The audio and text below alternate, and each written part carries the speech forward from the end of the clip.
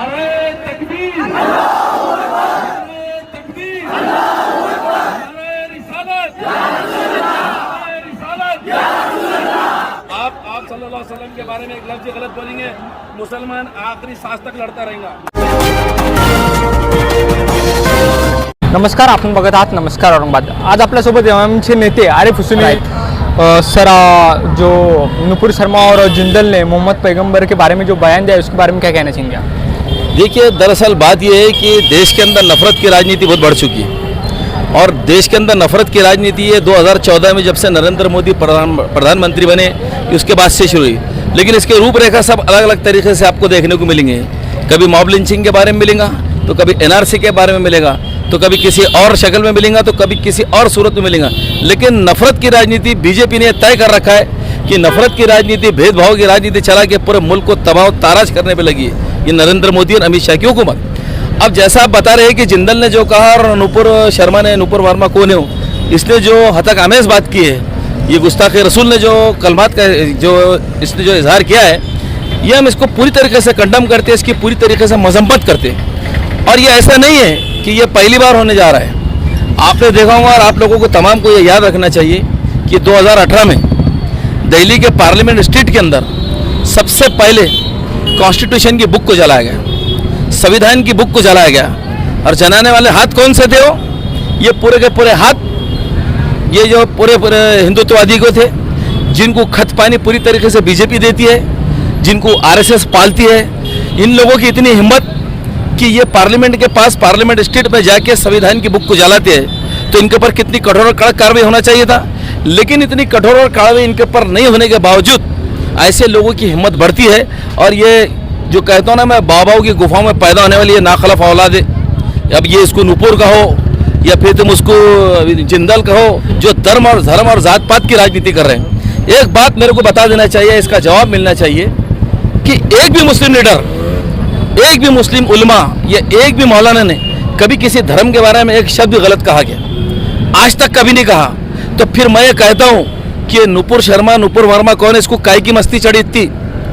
BJP कौन से लाने पे देश को ले आना चाह रही है? और मैं आपको जो बात बताने जा रहा हूँ, आपने देखा होगा कि हरिद्वार के अंदर धर्म संसद बुलाई गई। धर्म संसद जब बुलाए जाएंगे तो धर्म का पाठ पढ़ा जाएगा, धर्म की बात बताई जाएंगी कि एक विशेष वर्ग समाज को आप गालियाँ देंगे।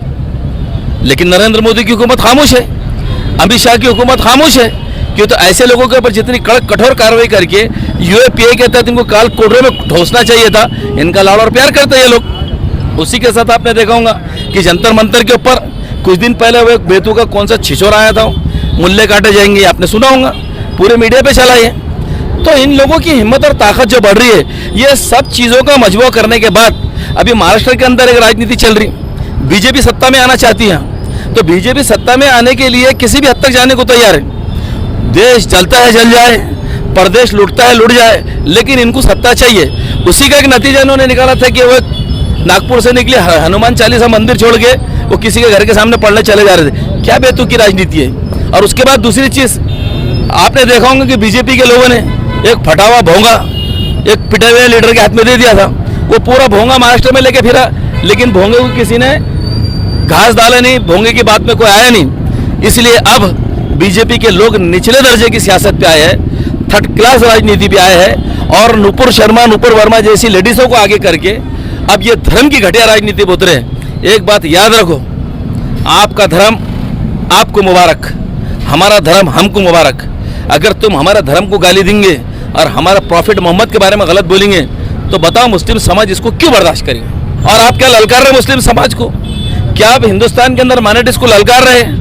अगर आप ललकार रहे सत्ता में बैठ के और आपकी अथराइज स्पोक्स पर्सन अगर इस तरीके के बेतु का बयान देती है और आपने एफआईआर तो करके रखा है। सबसे हंसी की बात तो ये है कि दिल्ली की ये घुंघरू पहन के मुजरा करने वाली पुलिस एफआईआर तो करके रखी है, लेकिन नुपुर शर्मा को गिरफ्तार नहीं कर सक रही।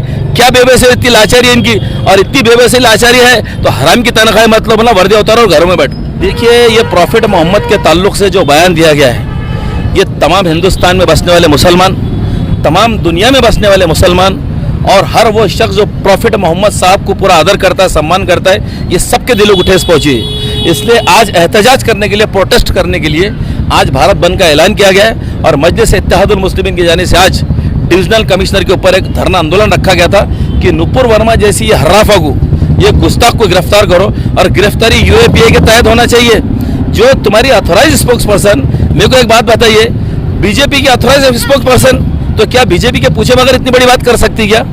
इनको लग रहा है कि अब मेरे को एक बात बताइए, इतने हिंदू के ठेकेदार बन के बैठे ये आरएसएस और बीजेपी वाले, तो कैलाश पर्वत के ऊपर क्यों नहीं जाके ताबा लेते? तुम्हारा कैलाश पर्वत के ऊपर क्यों नहीं जाते? ये हमारा बोलना है। अगर तुम में सही हिम्मत और ताकत है, तुम सही अपने धर्म के वफादार है, तो पहले कैलाश पर्वत हाथ में लो बोलना, अगर तुम सही हिंदू है तो। वरना ये हिंदुत्व का पाखंड बंद करो। ये पाखंडी लोग है, पर ये हिंदू नहीं है, तथाकथित हिंदू है।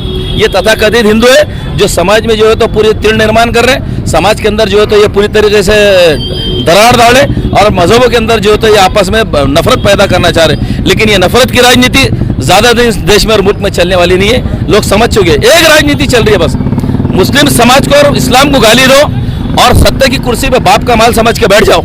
ये ज़्यादा दिन नहीं चलेगा। हिंदू समाज कमज़ोर समाज और डरने वाला समाज नहीं है, और मुस्लिम समाज भी तुम्हारी गुस्ताखियों को बर्दाश्त करने वाला समाज नहीं है।